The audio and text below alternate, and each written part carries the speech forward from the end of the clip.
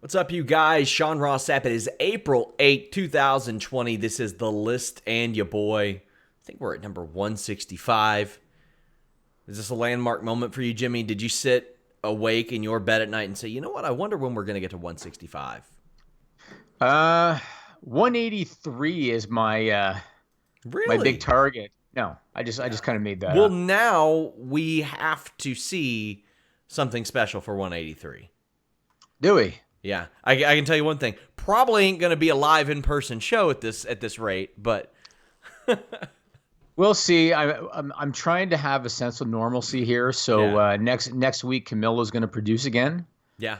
He's going to the office. He was planning on going anyway. Don't worry, people. I'm not forcing him to go to the office. He was planning on going anyway. So I said to one of the people that he works with, so long as he's going anyway, have him pick up the stuff so he can start producing again. Yeah. And so next week he's going to produce again, meaning so long as his internet holds up, I guess. Yeah. Meaning that we can have media again, because I miss having media. Yeah. I miss having to put stupid people on the iPad. Or I shouldn't say I miss it. I'm sick of it, I should say.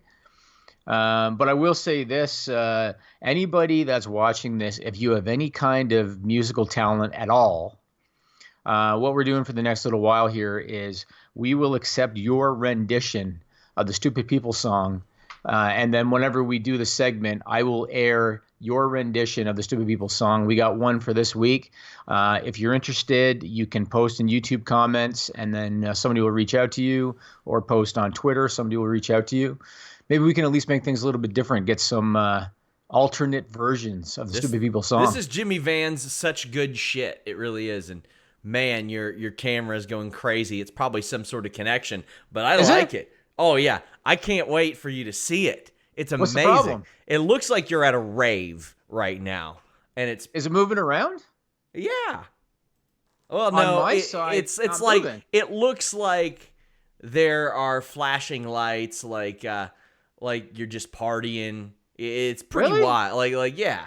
You're full of crap. I swear, I can't wait until you see it. And the thing is, I can't end the call because now it's normal. Damn, Jimmy, it was party time.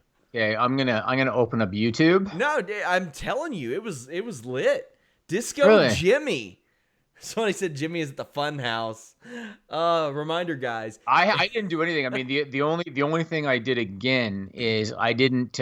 We do this at 3:00 Eastern time. It was literally 2:59 and like 45 seconds. Yeah. When I told Sean to call me, because I've just been busy. Like, work has not slowed down for me. So that's what happened. It looked like Predator seeking his prey. The Predator, the movie. It did. Really? It really did. I don't know what to tell you. I haven't changed a thing, so I don't know why you did that. I'll get some YouTube plugs out of the way, guys. Tuesday, Thursday editions of the Distraction Podcast with Jeremy Lambert and Joe Hulbert are up. This weekend, we're going to give you a free preview edition of Sour Graps. Alex Pawlowski is going to watch The Big Show.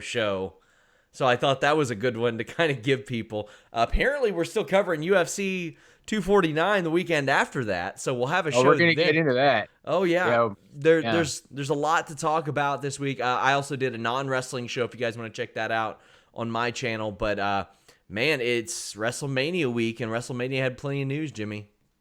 Yep, lots we're going to get to. I want to start by talking about the status of live sports, because this includes pro wrestling and this includes mixed martial arts. So first off, contrary to what Hulk Hogan said, we do need a vaccine. And we don't have one yet. So certain promotions. I want to quickly address that. I had some people say, why didn't you post the Hulk Hogan thing? Normally, if it's lighthearted shit, I'll run that. But I find it a very slippery slope when you are relaying misinformation to people via a news outlet. And what Hulk Hogan said was outright stupid. And I don't want to relay that misinformation because there are going to be a lot of people that are like, oh, yeah, well, Hulk said it, so. I mean, he wasn't saying it for any kind of medical reason. He was saying it because he was like, maybe this is God's plan or some crap. Because he's dumb. Because he's stupid. Yeah, there's been a couple things. I don't want to go on a big tangent, but there's been a couple things about the way people have handled the coronavirus thing that have annoyed me. The other one has been celebrities that call it the great equalizer. Ugh. That annoys the hell out of me. And the reason that annoys the hell out of me is it's very easy for somebody with millions in the bank sitting in their mansion who's able to ride this out for months without a problem to call it the great equalizer when there are other people standing in line for hours at a food bank because they lost their job and they don't know how they're going to feed their families. I hate when I saw celebrities, and I'm not going to mention names, but I saw celebrities calling coronavirus the great equalizer. Oh, it doesn't matter what your race is. It doesn't matter your gender. It doesn't matter whatever. This is the great equalizer, showing them in their mansion. They're so stupid and so unaware. With a bowling alley and an infinity pool at their house. Yeah, they're so unaware. That stuff, people are so stupid. Meanwhile, they're so unaware. In my neighborhood, people are lined up in their cars around the block and up the road at food banks and churches to get food. Right. And these celebrities have the balls to be like, oh, well, we're going to sing a shitty rendition of a John Lennon song and everything's going to be okay. Yeah, not quite. Yeah, they're very unaware. They're very unaware, and I wish that there was more awareness about stuff like that. But anyway, going back to live sports, so last Saturday, April 4th, the White House announced that President Trump held a conference call with the heads of the major U.S. sports leagues. So the NFL and Major League Baseball and the NBA, NHL, WNBA. They also included Vince McMahon and Dana White, which I thought was very interesting. Now, of course, Vince McMahon and Dana White are friends of Donald Trump. Trump's boys. Yeah, and that might have played a little hand in them being part of the call. But it happened. Trump said on the call that he hopes that they can have fans in stadiums and arenas by August. He said that he hopes the NFL season can start on time in September. And they want to look at financial incentives to get fans back into the arenas. Because obviously, even once the stay-at-home orders are lifted, there's going to be people that are still fearful of going to a mass gathering like that. So they're talking about financial incentives for that kind of stuff. That takes us to the status of WWE. And I want to start with them first. You broke some news about a timeline to get television going again because when they taped Mania, they had only taped this past Monday's Raw. They didn't have anything else in the can. You broke some news about a taping schedule. Do you want to go in on that? Yeah, I ran the article publicly today because I saw that Meltzer had confirmed it, so I figured I might as well pull it from behind the paywall. From what I had heard, I heard this Monday, and then I was able to talk to a couple other people that were at least in the plans. And I had heard as far as last week, people saying, hey, I think NXT's taping next weekend. And I was like, damn, really? Because I hadn't heard that yet. Got the confirmation. The idea thrown around was that maybe they go live Friday for SmackDown, tape 2 more episodes of SmackDown, then go live for Raw Monday, 2 episodes of Raw, and then maybe live for NXT next Wednesday and 2 episodes of that too. But when I look at those, I'm like, man, they could film a lot more than that in that amount of time if they're trying to go live Friday, Monday, Wednesday. Now, that was a pitched idea. I only had it confirmed to me that they were trying to tape a bunch of episodes and they were going to do that from this weekend through next week. But the live aspect is, I don't want to say a pipe dream, but it is a dream at this point, and that's hardly set in stone. And really, none of this is set in stone at this point. None of it is fine. It changes by the day. Yeah, it changes every minute. And to me, when I look at this, Jimmy, I know WWE is really lazy about some stuff, but if you are taping SmackDown Friday, you have a lot more time than just 2 episodes to film before you're getting Monday's Raw in the can, Monday and Tuesday, I presume. I would do a lot more than that. And from what we understand, it's going to be at the PC in Orlando, and that begs the question. And I understand corporate politics, and I understand backroom dealings. You and I talked about all this before with contract tampering and stuff. I understand that world, and so I get, okay, there's a stay-at-home order in Orlando, or I think in the entire state of Florida. Let's be real. Vince McMahon knows the president of the U.S. I'm sure he could figure something out. But that being said, have you heard anything about how are they getting around the stay-at-home order in Florida? That I don't know. I will ask because I do have a lot of friends that are living in Orlando. And quite frankly, I mean, Florida is the wrestler's paradise. That's where you go. It's easier to travel. The weather's better. If you're not in WWE, it used to be that a lot of the bookings were there because Impact would run there all the time. And taxes too, yeah. And taxes, my God, it's got me ready to move there, Jimmy. Hint, hint. Can you Hint, hint. Can you You're on your own, bud. Can you figure out if they can move the House of Horrors to Florida? I have an agent in Orlando, just so you know. I'm not. You know what? I'm not shocked because you've got some connections in Orlando. I do. So Money in the Bank, I thought this was interesting. So Money in the Bank is on May 10. During WrestleMania, they advertised Money in the Bank for May 10. Yes, they did. That surprised me. Now they didn't. I don't recall them saying live. I just recall them saying May 10. So do you know if they are planning to tape Money in the Bank, number one, at all, and number two, at the same time that they're going to be taping this round of TV? So I haven't been told anything about Money in the Bank yet, and that's far away. And if they're getting the next 3 weeks, Money in the Bank, when was that set? That was set for May, right? May 10. Yeah, that's still they still 5 don't weeks. They still won't have that, and I don't know if they want to go and tape TV after when they tape the actual thing happen.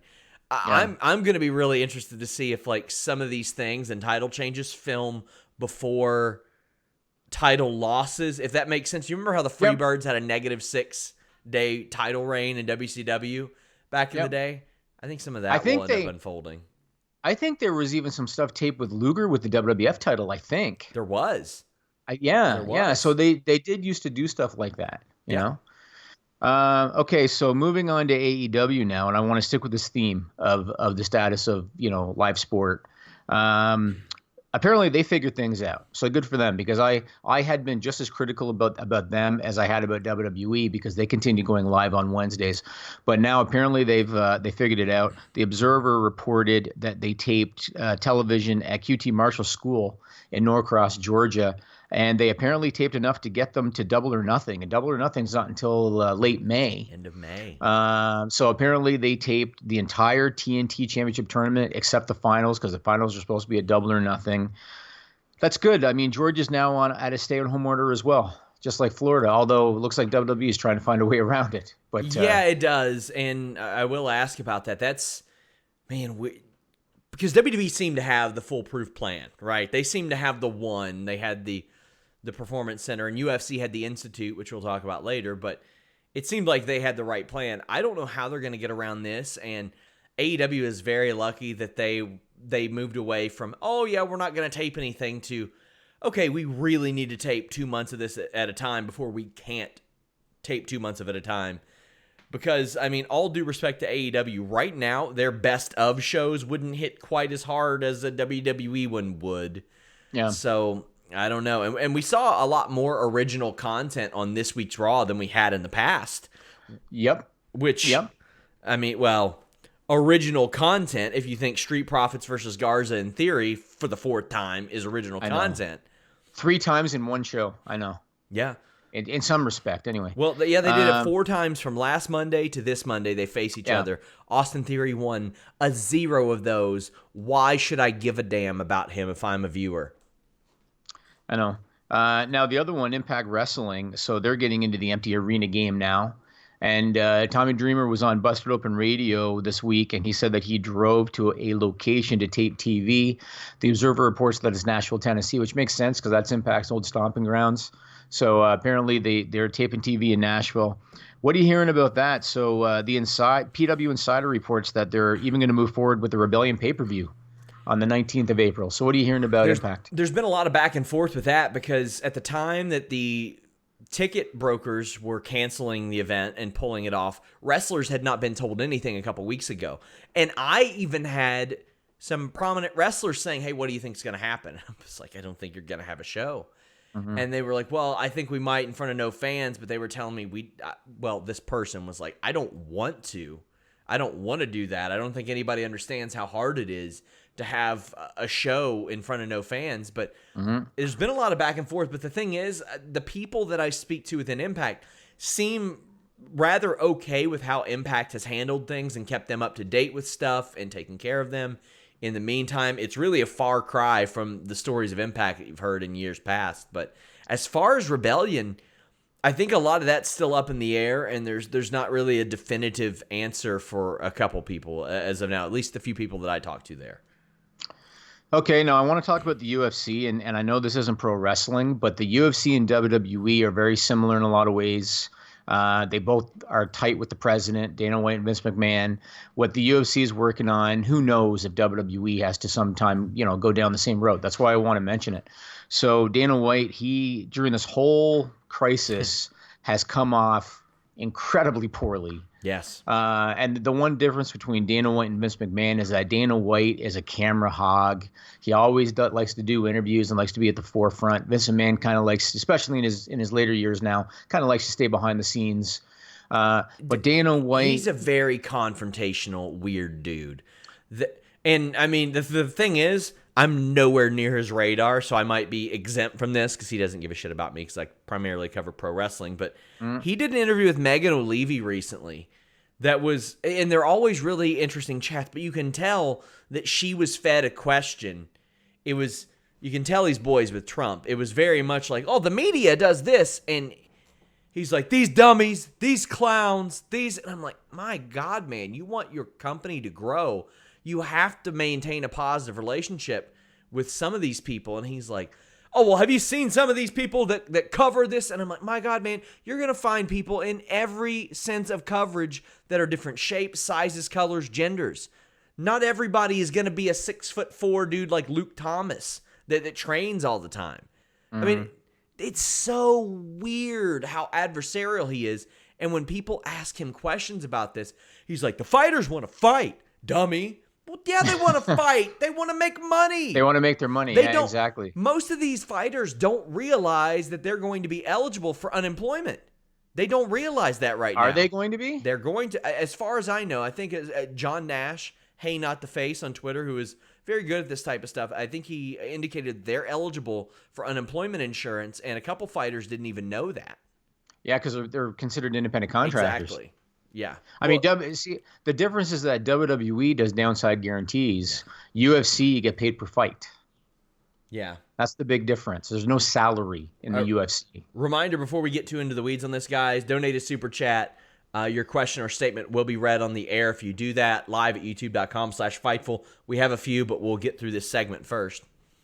Yeah, I got a few more. I just want to finish this up because, again, this could potentially apply to WWE, which is why I want to talk about it. So Dana White has been promoting UFC 249, which is their next pay-per-view on April 18th. He's promoting it this entire time, saying it's going to happen, it's going to happen, it's going to happen. One of his main event fighters, and I'm trying to keep this high level for people who are not MMA fans, one of his main event fighters had to pull out because he decided to go back to Russia, which is where he lives, couldn't get back to the U.S. He had to pull out. Dumbass. Everybody thought, okay, that is for sure gonna blow this card apart.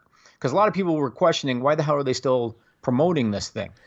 But then they replaced that fighter with another fighter, and they're continuing with the card. So now what the UFC has come out with is they said, okay, we now have a U.S. base location. For U.S.-based fighters, it's going to be in California. It's on Native American land. And they claim that they're working on an international location on a private island for international fighters. The idea is that they will use a private plane to fly the fighters from wherever they live to one of these locations, put them up there for their training and for their fight, and then bring them back to wherever they live, thinking that's how they're going to minimize the risk. This reminds me of the Adam Scott, Rob Riggle thing on Step Brothers, where he's like, I saw him eat a man's dick once. It was over international waters, so they couldn't prosecute him. This is the plot of Mortal Kombat, Jimmy. They're flying people to an island to fight for the entertainment of people. International fighters, yeah. Oh, yeah. my God. And also, I just want to say, it was dumb of Habib to leave. Here's the thing. Yeah. In that situation, you know where you probably should be? The same place that the UFC president is. Because he's going to find a way to get out there. And if you're there, he's going to find a way to get you out of there as well. He would have found... The best thing to do was for Habib to be in the same place, same country as Tony Ferguson and Dana White. Because if they would have run that show as a 5-fight show, it would have sold just as many pay-per-views as if they did a full card. Oh, Disco Jimmy back. Really? Yeah. I don't know why it's doing that. Tap your webcam a little bit. Do a little Tap, tap. I mean, I haven't touched it. I've been just kind of Oh, hey. keeping it the same. I don't know why it's doing that. I literally haven't changed Might the be thing. So I don't my know. thing. But yeah, the UFC thing, another interesting question somebody brought up. What happens first, Jimmy? Tony Ferguson versus Habib or Bailey versus Sasha Banks? Bailey versus Sasha Banks, because they can book that with minimal promotion. They don't have to go through a fight camp. I don't, and again, I don't want to talk too much MMA because a lot of our viewers are not MMA fans, but I don't think Khabib's afraid of Tony Ferguson at all. I don't either. I think he went back to Russia because I don't think he wanted to fight, not because he's afraid of Tony Ferguson, but because of the landscape. Yeah. I just don't think he wanted to fight, but I don't think he's afraid of anybody. Same. Now, one thing. Are we past the UFC segment? No. Okay. No. Oh, great. Now my doorbell's ringing. As if there's not enough going on. So something I want to say as a reminder, because it seems that, especially with some of these government officials and some of these governors and stuff, people are forgetting a very important point about coronavirus. And this is something Dana White needs to know. He's probably just ignoring it. Vince McMahon needs to know. He's probably just ignoring it. You can be asymptomatic and be carrying the virus. And so the reason that this is very concerning, more so for the UFC than for WWE, is because you're expecting your fighters to train. That means that they have to have all their training partners and whatnot. You're expecting them to train. You're expecting them to go into a location where you have to have minimum the 2 fighters, cornermen for both teams, a referee, 3 judges, a camera crew, a lot of people in a confined space. Yeah. Then what happens if somebody gets hurt? Now you need to have physicians. You need to potentially take them to a medical facility where they could be exposed further. Much more risk when it comes to mixed martial arts than when it comes to pro wrestling. And that's why Dana White in particular is getting crapped on hard, much harder than Vince McMahon, I think, for the way that they're handling it. But what I wanted to bring up, I wanted to go a little bit deeper into why they're doing it. And last week I talked about on this podcast, they're doing it in part because they don't want to risk USA Network, Fox, and ESPN holding back rights fees. Because we already saw DAZN do it. DAZN's not going to be the last one to do it. And so in part, I think WWE and UFC want to move forward with these shows because they don't want to risk losing those rights fees. In the case of WWE, that's their primary revenue generator, is their rights fees, and they have shareholders to answer to. In the case of the UFC, the ESPN deal is also their primary revenue generator, but there's another wrinkle with the UFC. And the wrinkle is the UFC's parent company is Endeavor. Endeavor has $4 billion worth of debt. Yeah. They have short-term loans and long-term loans to the tune of $4 billion. Endeavor's other business units currently cannot operate in this landscape. They've got a talent agency. They've got some live event stuff, whatever. That stuff right now cannot operate. The only business unit that Endeavor has right now that can operate potentially is the UFC. If ESPN were to decide to hold back some of those rights, Endeavor could be in major trouble financially. Because they might not be able to honor those debts. That is the catalyst for all of this. This is the reason why Dana White's pushing so hard, is because Endeavor, I think, is pressuring Dana White saying, we need this money. We need it. If ESPN holds back this money, we could be in serious trouble. And that takes me to one other little side note, and that would be Ring of Honor. Okay. Now, last August, Ring of Honor's parent company, Sinclair Broadcasting, they closed their purchase of 21 Fox regional sports networks. They paid $9.6 billion for 21 regional sports networks from Fox. Did you know, Sean, that of that $9.6 billion, $8.2 billion of it was loans? Wow. Yes, $8.2 billion of the $9.6 billion that Sinclair paid was loans. Right now, those regional sports networks don't have live programming. Mm-hmm. The highest ad rates that you can get as the broadcaster is on live sports. Yes. And so Sinclair, very much like Endeavor, is heavily in debt. They have debt commitments that they need to pay. And the longer that they don't have live sports, the longer it's going to hurt them. Now, I read a quote from a guy that's with one of the investors that invested into Sinclair. I forget the name of the company now, but I read a quote from one of the guys. He basically said, ultimately, sports are going to return. And he thinks long-term this is going to have minimal impact. I read that and I thought to myself, well, what else do you expect this guy to say? Yeah. Do you expect this guy to talk to the media and say, we're in big trouble financially? Yeah. They're never going to say that. But the fact remains that they have this debt. And as a matter of fact, at the end of 2019, according to Variety, Sean, at the end of 2019, Sinclair had $11.1 billion in total debt. $11.1 billion. And we always hear people say, oh, well, they're headed up by Sinclair. They're headed up by Sinclair, so you know they got money. I mean, you know, I've been critical about Anthem in the past. Yeah. Because when you look at Anthem's history of business dealings, they always would fund acquisitions through debt. Yeah. That's the MO of Anthem. When Anthem bought Axis, I don't know if I ever saw the financial terms of it, but I was, based on their history, I was pretty confident that they financed the purchase of Axis with debt. Yeah. Sinclair's done the exact same thing. Endeavor's done the exact same thing. That's fine, especially in the case of Endeavor. That's fine when you've got an ESPN deal and you've got hundreds of millions of dollars guaranteed. But when something like this happens, that granted nobody can prepare for, but when something like this happens, this is the reason that Dana White is scrambling, looking at private islands and looking at Native American land. This is why he's doing it. He's doing it because Endeavor's telling him we're in massive financial trouble if ESPN decides to pull the plug on those rights fees. So who do you think's money is buying the private island? It's a good question. Because I get the feeling Dana White isn't going to be like, hey, yeah, I'm going to spend my own money for this private island. He would just assume sit at home because he's drawing a salary right now. Yeah, he is, but he also has a very heavy rev share component to his deal. Of course. And dividends. Of course. And the rev share component of his deal and the dividends far exceed the salary. It's not even close. Yeah, good point. So, no, I mean, they're not going to buy an island. They're going to rent an island. And it's going to be Endeavor money. Oh, my God. This is going to be Fighter Fest. Or Fire Fest. This is going to be Fighter Fest. The real Fighter Fest. Right. Oh, my gosh. We have some nice super chats. AJ Riddell, thank you for the generous super chat. He says, quick nod to both of you. Jimmy's podcast, Behind the Scenes on the LJN, is a much watch and see.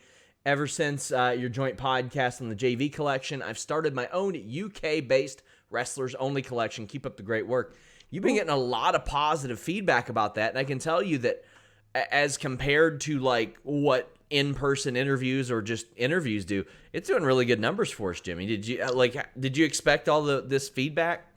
Yeah, I mean, to be honest with you, the numbers I've seen so far, I expect to add a couple zeros to that long term. Yeah. But I've had people hit me up that I haven't talked to in years that came across it. Yeah. I've had guys that I used to talk wrestling stuff with. Ryder said he was going to check it out. I talked to him a little bit. I don't know if I should mention all these names. The guy from Wildcat Belts that made the Fightful belt hit me up out of the blue saying, I came across your interview, love it, big fan. So, yeah, a lot of people seem to like it, but I'm not where the views are at. That's not anywhere close to what my hope is. I mean, yeah, we should probably have about 10 times as many views on everything than we do. I mean, I'll give this, at least we're showing up in sub boxes again.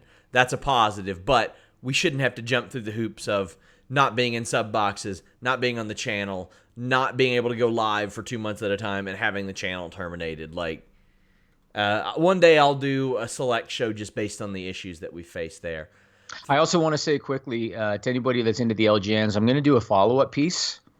And I'm talking currently to another executive that worked at LGN Toys. I'm also talking to an executive that worked at Grand Toys, which took over the license in '89. So I'm going to do a follow-up piece probably within the next month. Yeah, and LJNs weren't a thing I ever collected. I always say I had one of them. But just because I came in and I collected toys as a kid right after that, I thought that was fascinating to see what preceded the Hasbros that I collected. Throwback said, couldn't WWE consider going to places like New Hampshire that the NHL is considering that have low cases of the virus? Could that be their backup plan? So I have heard that they've looked at different states that have different stay-at-home orders. Somebody reported North Dakota was an option they were looking at. So in theory, the answer is yes. The problem is you got to get the talent there. And so Orlando or Florida in general makes the most sense because, as Sean mentioned, they got most of their talent there already. And so production. It's just an easier. Yeah, you're right, because of NXT they got production there too. So that makes the most sense. If they had to bring everybody to one of these other states and use the plane, getting everybody back and forth, they could do it. It would just be a bigger pain in the ass. Michelle Haskins says, the days of large gatherings are over. We're going to have to find a way to have live sports in smaller arenas to limit person-to-person contact. Now, it'll get better. I mean, eventually. Yeah, eventually they're going to have a vaccine. Yeah. I will tell you this. I would not want to be one of the first people to test one of these vaccines. You know what I'm saying? Because there's a whole bunch of laboratories lining up. There's like 2 in Canada now. I know the University of Pittsburgh is working on one, and there's a company in the UK. They're all going to be pumping it out because they all want to be the first to make that money. But I'm not touching a vaccine for myself or my kids until they've had months of testing. Yeah, Rob Wilkins says, UFC flying people gives me the idea. WWE and Delta proudly present Flight from Hell 2, the plane ride from Hell 2. Brock Lesnar versus Curtis Axel in the main event. Axel going for revenge, Jimmy. I think even 42-year-old Brock would win that pretty simply. Well, yeah, I mean, because I think Curtis Axel's also 42. No way. He's old, man. Is he? No, he's 40. My apologies, he's 40. He'll be 41 this year. I honestly thought he was nowhere near that.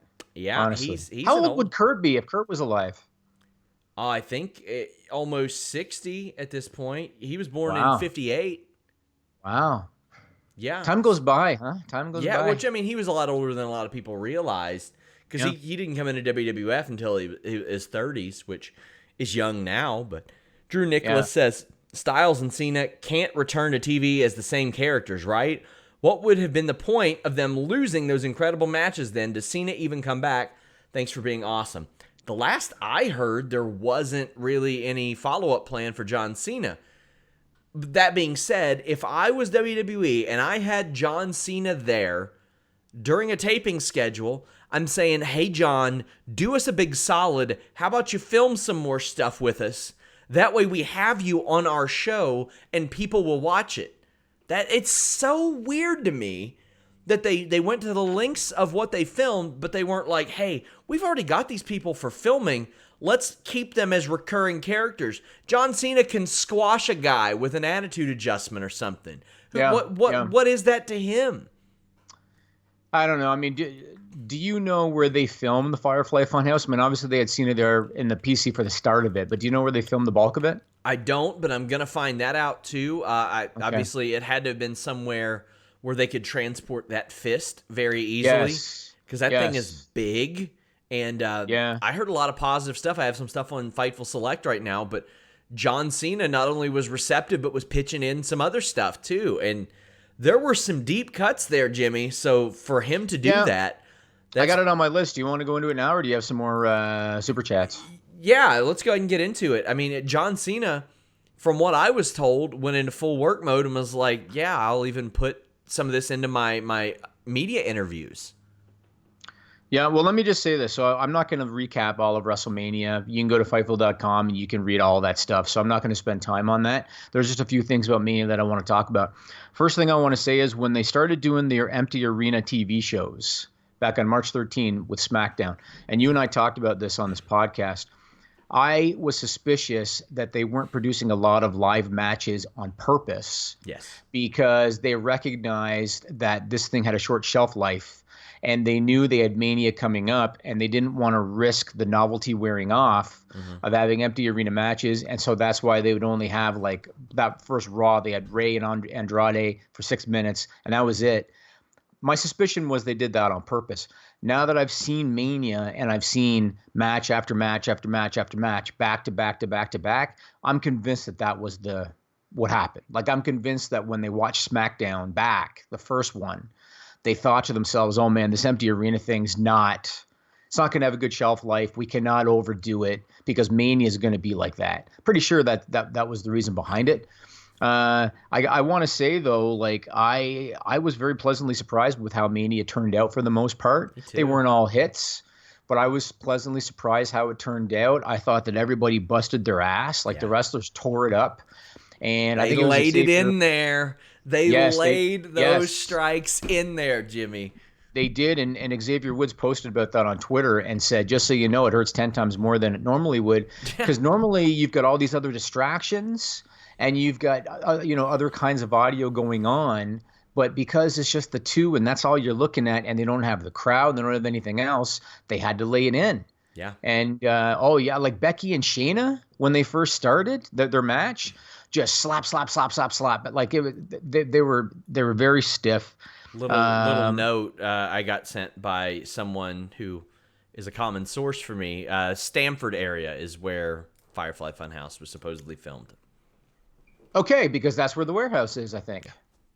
Okay, well, there you go. Well, let's talk about these cinematic style matches that they did, the Boneyard Match and the Firefly Funhouse match, and you can give me your opinion. Obviously, they're very polarizing, and I've seen stuff on social media. Some people loved them, some people hated them. There wasn't a ton of in between. So it's like you loved it or you hated it. Personally, I liked the Boneyard Match much better than I did the Firefly Funhouse match. Because the Boneyard Match was more like an actual match. Like it felt more like an actual fight. Very, very similar in a lot of ways to what Matt Hardy used to do. And I know that a lot of people have been saying, poor Matt Hardy, they kind of lifted his concept and stuff. With all due respect to Matt Hardy, WWE wasn't going to do that with Matt Hardy. Like they just Jimmy. weren't. Again? Yeah, I love it. It's there's great. nothing I can do about it. I'm not going to reference it anymore. I'm just going to let people enjoy you. But go ahead. Yeah, nothing I can do about it. I don't even know why it's doing it. Maybe this thing needs to be plugged in better. I don't know. But I'm trying to plug it in better. But the Boneyard match, it felt like an actual match, an actual fight. And so I preferred that, even though nothing's going to be perfect. And, there were things about the Boneyard match that made me scratch my head. Like, did you notice the Gallows and Anderson, they'd be there 1 minute, then they would just inexplicably disappear? Yes. All of a sudden. There was stuff that wasn't perfect, but for the most part, it was good. The Firefly Funhouse match, I will say this. The creativity was off the charts. The inside stuff was really, really interesting as a fan. And Cena, props to John Cena, because when he was in the ring and Bray Wyatt started singing Nikki Bella's entrance music, I thought to myself, that's balls for John Cena to be part of that. Lots of inside references. There were some people that were wondering, why did he do the NWO thing? Well, to me, it was obvious. That was a nod to the question, why did John Cena never turn heel? That's why they did it, in my opinion. And all the other little inside references that they did, and Cena back in the Ruthless Aggression gear and all of that. Yes. Very inside, very creative. The problem I had with the Firefly Funhouse match was it came off like a dream or a delusion. Mm-hmm. It's like Cena's in the Performance Center and getting ready to go to the ring, and then next thing you know, he's in the Firefly Funhouse for some reason. Then after he got pinned, his body disappears. There was just so much of that just completely wacky, inexplicable stuff that it was hard for me to kind of get into that aspect of it. But the creativity and the inside stuff, I was all about that. I thought that part of it was cool. I got to put over Alex. Alex is the best wrestling reviewer at figuring out little Easter eggs and the intricacies of all this stuff and what a lot of them meant. And like the Saturday night's main event thing, there were a lot of parallels drawn to Hulk Hogan and his reputation as a politician backstage and all that, from interviews that led up to it to one that got scrubbed from social media all the way through the Funhouse. So I also have mixed feelings. I enjoyed both of them incredibly. I loved both of them.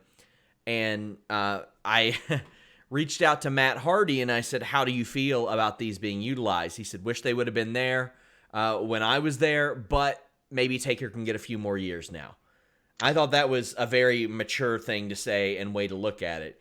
Yes. That's pretty cool. I thought that was, and I was surprised to even get a response from him on WrestleMania night, but I was like, I got to ask him about this because I know that it's going to be brought up a lot, and that was what I was told, and I was like, you know what? He could be very bitter, and understandably so, for all this happening, but that also goes to show you the level of respect that is held for The Undertaker at this point. But Throwback27 says, thank you for your generous super chat, by the way. The Boneyard and Funhouse was amazing. It shows they learned from past mistakes from the House of Horrors and other matches of this style that made mistakes. What's the next match this could happen down the line with, and who? So it's not like a revolutionary idea. I saw a lot of people bringing it up on Twitter. Sting and Undertaker could happen in this manner. Oh, yeah, for sure it could. And you got two characters that would fit that, Jimmy. Now, I don't want this to happen all the time. You know what? If it happened once a pay-per-view, I wouldn't even mind it that much. That'd be once a month. That'd be too much. Yeah, maybe like once a quarter or something. The major ones, like SummerSlam, Survivor Series, Royal Rumble. There were a lot of people saying, "Oh, well, what about the live crowd?" And I'm like, WWE stopped giving a shit about the live crowd years ago. They actively troll them by having the hometown people lose. Like, not everything is going to be that way, and this is a subject that I've been talking about with WWE people a lot lately, Jimmy, and wanted to include it in next week's Weekly. I might be able to expand on it, but did you see all those interviews where Triple H was saying there are aspects of this business that are going to change forever because of this and all that? Yep. This is one of them that I think is going to change forever. I think WWE sees the cinematic aspect, and Vince McMahon has always been the guy that wants to make movies. That's what he always said, didn't he? While he's eating the protein bar, eh, Sean? Yeah, and right now they're making their own little movies, and they got a lot of buzz. They got a lot of buzz for this, Jimmy. Yeah, I mean, you know what? I could potentially see them do something with, who knows, maybe with like Ronda Rousey in a UFC gym or something. Or I definitely think that they need to look at doing one with the women. Yeah. Because that'd be something different, and they got some talented girls on the roster. But yeah, a few times a year is cool. I think for me, the main thing is the Firefly Funhouse concept, this delusional type of thing, whatever the hell that was. I would minimize that because, again, and correct me if you think I'm wrong, but just from what I read in terms of feedback, it seemed that the Boneyard match was more well received than the Firefly Funhouse match, because the Firefly Funhouse match, there's just so much that was unexplained. Aside, again, from the creativity and the inside references, which people I think like, but otherwise, so much of it was just kind of weird. Whereas the Boneyard match felt like a fight in a graveyard, basically. Yeah, that's how I felt, and I get your point about it feeling too much like a dream. I wouldn't have hated if the camera kind of came out on John Cena standing in the ring, like this had all been in his head, and then he got hit with the move and hit with that and pinned, but sometimes you get a little too cute with things in wrestling, but ultimately that's kind of what it is. I do have mixed feelings in that regard because it plays into some consistency issues and it plays into some realism issues, but I enjoyed it was what it came down to. And yeah, Boneyard match was a lot more positively received. Mm-hmm. And I think they saw pretty early on this is going to rock. I mean, they had a crew on there that was much bigger than they anticipated or than was recommended, and I thought they did a great job. Hannah Moore says the WWE hacker is breaking into Jimmy Van's webcam feed. I don't know why it's doing it. The only thing I can think of is like maybe next time I have to load up a little bit quicker. Because again, it was like 5 seconds before I came on. It legit might be my internet connection or something like that. There's no real way to determine how a Skype video feed will do. Yeah. Andrew Monaghan says, were things taped backwards to avoid spoiler leaks? I do not know about that, but WWE did an incredible job avoiding spoiler leaks, and they threaten people's jobs. So they should have. Now, when you say threaten people's jobs, like what people? Like production staff? Yeah, as far as I understand, it was like, hey, this is, I don't want to say they said, you're going to get fired, although that wouldn't surprise me. Yeah. They were just like, hey, we don't want these out, and I can't speak verbatim because I don't want somebody to take it and quote it and it be on some shitty website saying Sean Ross Sapp said that they said this. Sports Illustrated had published as much, saying that it was a fireable offense for this, and when I followed up, I was told, yeah, it was, and it didn't have to be reiterated that much. Do you know if they signed NDAs? I do not know if they signed NDAs. Okay. I mean, again, when I hear fireable offense, knowing what we know in terms of talent, I shrug it off. Like, whatever. Can you sign NDAs about NDAs? Can you get into like an NDA inception, Jimmy? Can you sign NDAs about NDAs? Yeah. Can you sign a non-disclosure stating that you won't disclose that you signed a non-disclosure? Of course. Absolutely. Confidentiality. Yeah, of course. So, I mean, maybe that was going on. Throwback 27 says, what does Jimmy think about the Taker documentary? It's interesting to see 3 years of his life and who would be his last match or last ride match or retirement match. I am fascinated by this, Jimmy. Every time it doesn't fail. People will always say, 3 people you want to interview, Sean. Who would they be? About wrestling. Ted Turner, Vince McMahon, Undertaker. Those three, because those are the only three that haven't been done to death, Jimmy. Those three. I've got a very expansive wrestling DVD documentary collection.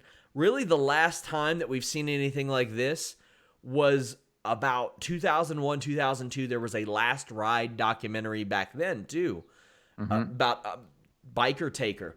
We haven't seen a lot of this. This is fascinating shit to me, Jimmy. I saw the trailer on the network, or the first look, whatever they call it. Let me just say this. So when kayfabe started disappearing, back in early 2000s, I guess, is when they started kind of opening up, in interviews about this stuff. Taker was one of the guys, every now and then you would see him in an interview kind of saying he didn't want to expose things, or, you wouldn't see him do a lot of talk shows back then because he was very protective. And even the Hall of Fame, they never wanted him at the Hall of Fame because The Undertaker, you know what I mean? That he was very protective. I applaud The Undertaker for the last 12 months, or whatever it's been. I think he's just kind of realized that, the business has changed and people kind of know how it works now. And look at some of the other veterans like Ric Flair, who's embraced it. And kudos to Ric Flair. He's embraced it for years now. And Stone Cold Steve Austin and all those guys. For me, Broken Skull Sessions was the first big one. Yeah. And there have been others in the past. Like, do you remember Off the Record, TSN's Off the Record? Of course I do. Taker did an interview on that like 20 years ago. They did a lot of great interviews. Yeah, so he did do one-offs from time to time. I remember he did a talk show where they did a pillow fight or something. Yeah. Years ago, and then he did the stuff with that pastor last year. So he has kind of changed, as time has gone on. I say kudos to him for kind of figuring that out. The only thing I will say this, watching the first look, he was making reference in there to stuff like, I really hope that I don't become a parody of myself. He said, if I stink the joint up, they're never going to tell me to my face, but I'm going to know it. Yeah. I watched that and I thought to myself, with all due respect to The Undertaker, he's already kind of reached that point. And I kind of question if he knows that. Like, does he know how the Saudi Arabia match was received with Goldberg? Does he know? And so I watched that and I almost felt for him a little bit. Now, keep in mind, that was taped in 2017. So it was taped before Saudi Arabia, now that I think about it. Yeah. But I would like to know if he knows that he's kind of reached that point where people know, you're kind of getting by on your name a little bit now. Like, your in-ring's not what it used to be. You need to have the right dance partner. But the Boneyard match could be a great concept for him because he looked perfect in that match. Oh, sure and I got to tell you, AJ Styles, I freaking loved AJ Styles. He's great in that. I loved it. And it's amazing when you think here was this little 5'7" Southern guy. I was going to say Asian guy, 5'7" Southern guy that Vince McMahon wouldn't touch for years because he was small with a Southern accent. He has crushed it on this entire WWE run. And I couldn't help but chuckle when that casket opened and they played AJ Styles music. Yes. And he popped up laughing. Like I thought he was great. I thought AJ Styles was great. And Taker calling him Alan. I just thought it was just interested me. And again, I know that the purists might not have liked it, but at least it still felt like a fight. Like, if you want to hate on Firefly Funhouse because you're a wrestling purist, that's fine. At least the Boneyard match still felt like a fight to me. Yeah, I agree with that. I liked him in different ways. And Drew Nicholas sent a super chat and said, I'd like to see Taker get a streak going again with these Boneyard matches, maybe 4 wins in a row. And when he goes for 5, he gets bested and retires. I mean, he's already won 2 in a row. He's won 4 matches in a row in general, I think. You mean Buried Alive and all that? What do you mean? You mean? I don't know. That's his. I think he means with these Boneyard style matches, these cinematic style matches. Yeah, that's what I'm saying. Buried Alive is kind of sort of similar. Yeah, but I mean, more cinematic than anything. And I can tell you, AJ Styles was very excited about this. I transcribed an article that he did from one of his game streams, and he wanted to tell people like what it was about, like what the rules were, because a lot of people were confused. And he goes, well, obviously we don't want to call it Buried Alive given the current landscape. And he said, what do you all think that is? It's a Buried Alive match, but there's no referee. And he was like, it's very cool, and he was very excited to be able to do this. And of course we know what we know now, but he said, having The Undertaker as an opponent gave me an opportunity to do the kind of match that I couldn't have done with anybody else, and I didn't want to wrestle in front of no fans. He's very self-aware, and he made the best out of this situation, and they made it a great one. And it got a lot of buzz, and that's what WWE really needs at this point. They need some damn buzz because people aren't tuning in to watch. I agree. Yep. I want to talk about going back to John Cena for a minute. I want to talk about Cena's interview with Corey Graves, and we could talk more Mania stuff later on. But I want to talk about the thing that was Cena talking to Corey Graves, because he made a lot of interesting points. Some of them I agreed with, some of them I didn't. But the reason I want to mention this is because we've talked quite a bit on this podcast about how guys need to push back, especially if you're an established guy. Guys need to push back. Guys need to try things whether they have permission or not. CM Punk was the classic guy that would say, better to ask for forgiveness than ask for permission. Mm-hmm. And we've talked about how guys like Roman Reigns, it's funny because I've talked about Roman Reigns as an example of a guy that should push back more, and I don't think he does. And Cena specifically mentioned Roman Reigns in this interview. And so I want to talk about it. So there's 3 points I want to mention. The first one was Cena said that the current era needs a front man, and that will define what the era is because it takes on the personality traits of its top star. Yes. So Corey Graves was saying, what do you think this era is? What do you think this era is? And that's when Cena said this era needs a front man. He said the problem is the crowd is so mixed that if the company gets behind someone, even if they were popular last week, the crowd will revolt because they'll look at them as the corporate choice. Yes. And Roman Reigns was an example that they mentioned. They also mentioned Seth Rollins as an example. Here's where I disagreed with Cena. I agree they need a frontman for this era, and they don't have one. Yeah. I agree with that. But you cannot look solely at the smart fans and say that Seth Rollins didn't work out because the fans turned on. We can't look at that. Seth Rollins didn't work out because creative was trash. Yep. It didn't work out because as soon as he was popular as a babyface, they put him with Becky Lynch on TV, and they did all this pathetic, cheesy stuff every week. Then they put him with The Fiend and killed him dead. Yep. In the program with The Fiend. That's why Seth Rollins didn't get over. When you look at Roman Reigns, and if people might forget this, Roman Reigns went from the Shield to the world title program like that. There was no time for people to get used to Roman Reigns as a single star. WWE took him immediately when the Shield ended. He had a little run with Rollins, and then they took him immediately into the top title program. That's why the crowd crapped on Roman Reigns. It became evident. It became evident. Yes. Do you remember during the Daniel Bryan situation where he wasn't in the Royal Rumble? The crowd started to chant for Roman Reigns in 2014. The crowd would have been thrilled if Roman Reigns eliminated Batista and won that Royal Rumble. Right. And then in a matter of months, it became very evident.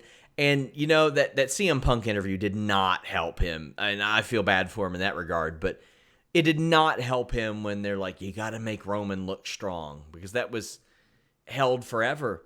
But they haven't done themselves any favors with him. No, and so that was one point Cena said. Another thing he said, and I agreed with him on this one. So he said that he talked about he once had a match with Eddie Guerrero. And he said that Eddie Guerrero taught him how to improvise based on listening to the crowd. And Cena said that his message to today's talent is be brave enough to fail, go out there with an open mind and open ears. He said that the problem is that the guys today are too surgical and too precise.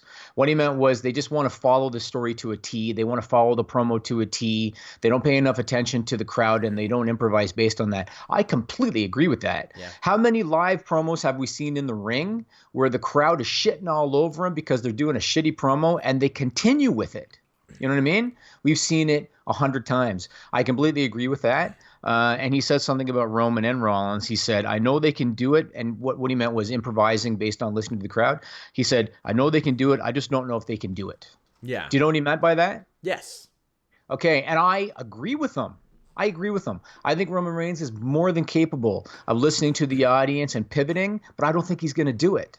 And this is kind of the problem. And when you look at the past era versus now, that's one of the big differences. You can talk about how, well, they were much more competitive back then in the locker room. Big Show's talked about it. They were much more cutthroat back then. Everybody wanted to be the top guy. Now they're kind of happy to be there, happy to make the money they're making, content to be on television. That all might be true, but you're not seeing guys listen. You're not seeing guys pivot accordingly. You're just not. And so I agreed with that. I think at some point he's got to accept some responsibility in this too, because it was a culture that was fostered with him on top above everybody else at expense of everybody else with frustrating creative, with matches that were rinse and repeat. And you had Ryback and Cody Rhodes, and you had Wade Barrett, Shelton Benjamin, Rob Van Dam, Jack Swagger. You had a lot of people that could not break through. CM Punk did for a little bit, and that was almost a product of that frustrating environment. And that's the sad thing. So many people are getting over despite or in spite of their booking and the creative, as opposed to because it's good, because it's good creative. And that's an environment that was fostered heavily under John Cena. So you see all these people like Steve Austin or John Cena that are like, oh, well, you got to do this, you got to do this. It's just not like that. And then when people like Cody Rhodes or Ryback or Jack Swagger or Brody Lee, Matt Hardy, they leave, it's not as easy to break through. Cody Rhodes has become a top star, a very tip-top star. Chris Jericho was always going to be that, but it's it was, I think, a lot of it unfolded under the watchful eye of Vince McMahon and John Cena. Yeah, and that was another point that he said, kind of similar to the last point about listening to the crowd and improvising. He said, when they have nothing for you, they're giving you the freedom to create something. And he used the rap guy as an example. That I was gonna basically say what you just said. It's not that simple. No. Because number one, you still got to get TV time. Yeah. And a guy like Luke Harper couldn't get TV time. So that's number one. Number two, a guy like Jon Moxley, according to his claims, Matt Hardy, according to his claims, they pitched and they pitched and they pitched and they pitched. And can we try this? And I don't like this. And Moxley said Vince McMahon would send a memo saying, do it the way it's written. Yeah. So I guess the only lesson that we can learn based on what Cena said is maybe you do it your way anyway. You know what I mean? Maybe Moxley, when he's told by Vince McMahon, do it like this, maybe he just goes and does it his way live on TV anyway. That's the way Austin would do it. Austin would tell them that he would prefer to do it live. That way he could do things his way. No, but what I'm saying is maybe you tell Vince McMahon, okay, fine, we'll do it the way you've written it, but then he goes out live in the ring and does it his own way anyway. And then maybe that's what you do. At the same time, look at a guy like Zack Ryder, who got himself over based on his own personality. They translated it to TV, and then within a few months, they had him getting his ass kicked, John Cena stealing his girlfriend and making out with her in front of him on TV, and him running away from Kane, not knowing how to change a tire. Like, that's your reward for getting over, like, really, really big? Man. Have you ever seen the movie? This is a very obscure reference. You ever seen the movie Tootsie with Dustin Hoffman? I've not. Do you know the premise? I don't. So Dustin Hoffman was an out-of-work actor, and a part comes up for a female character on a soap opera. Yeah. And Dustin Hoffman decides, what the hell? I need a job. So he dresses in drag, and he goes for the audition, and he gets it. Because he portrayed himself as kind of a fiery Southern Belle type of woman. And so he got it. He would get the script for a scene, and he would read the script, and he'd be like, well, this is stupid. Yeah. And so back then, every now and then in the movie, every now and then they would have to tape live. Every now and then, for whatever reason, they would have to tape live. So he would look at the script, and he'd be like, well, this is dumb. So then when they'd be producing the live soap opera show, he would just pivot and go off his own and come up with his own dialogue, and it got over in the movie. And the movie, Tootsie became a big star.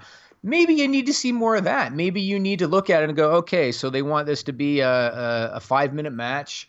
I'm not allowed to get this in. I'm not allowed to get this in. I'm not allowed to get this in. I'm not allowed to say this. Well, fuck it. I'm going to do it anyway. And I'm going to tell my opponent, hey, I want to try this move. Let me do it. They're probably going to let him do it. If it gets over, good for you. If it doesn't, they're not going to fire you in this landscape. They're not. As brought up by Judgment in the chat, how'd that work for Big Cass? Big Cass got fired for it. That was a little different. Every situation's going to be different, though. But that was a situation where I think Big Cass needed to be a little bit more aware in that situation. Because he was in there with a little person. Yeah. So that was a little bit different. But if you're just out there cutting a live promo, if you're out there having a match, whatever, and you want to try something they won't let you, maybe you do it. You know? And again, this one wasn't a super chat, but I think it's worth saying. Braun was over, and then the company made him a babysitter for little kids and celebrities. Yes. Yeah, and Man. that's actually a good example. I would love to be able to talk to a guy like Braun Strowman, and I would love to ask him, when that happened, did you know it was stupid? Mm-hmm. Because some of these guys don't, Sean. So I would like to know, did you know it was stupid? Did it ever cross your mind to tell Vince, I'm not doing it? Mm-hmm. I'm not doing it. Like, get me an actual wrestler or let me do it 2-on-1. Did that ever cross his mind? I'd like to know about that. Well, I just want to point out that in my interview with EC3, which you guys should still check out, even though their show got canceled, I brought up the fact that Braun wrestled in a pair of trash pants, and then when he got new pants, he became Universal Champion. I think there's a correlation there. What else you got, Jimmy? I actually have a lot. So I guess because we've already got an hour, so I guess I'm gonna put some of this stuff on the list goes on. We didn't even get to Super People this week Oh, because wow. we had so much stuff to cover. But how about this? We're gonna go to the list goes on. I want to talk about how they really screwed up the Roman Reigns bait and switch. Mm-hmm. I want to talk about Edge and Randy Orton, how they were very just not thinking on a certain spot they did. I want to talk about Goldberg. I want to talk about Rhea Ripley. I want to talk about Drew McIntyre. So go to FightfulSelect.com. The list goes on. We will tackle all those topics. Leave us a thumbs up, subscribe, tap that bell for notifications. We are back tonight. If you're watching this live, we're back for the Wednesday Night War tonight. And we got content for you guys all the time. Just because things have slowed down a lot in the world, we still have plenty of stuff. I dropped an interview with Josh Prohibition yesterday. If some of you are saying, who is that? That name sounds familiar. If you ever played the PlayStation or Xbox game Backyard Wrestling, he was on the cover of that. He and the guy now known as Son of Havoc, Matt Cross, were heavily featured in that game. We talked a lot about that and the Cleveland independent world. So check that out. We have a lot of independent wrestling interviews going up this month. Until next time, guys, we're out.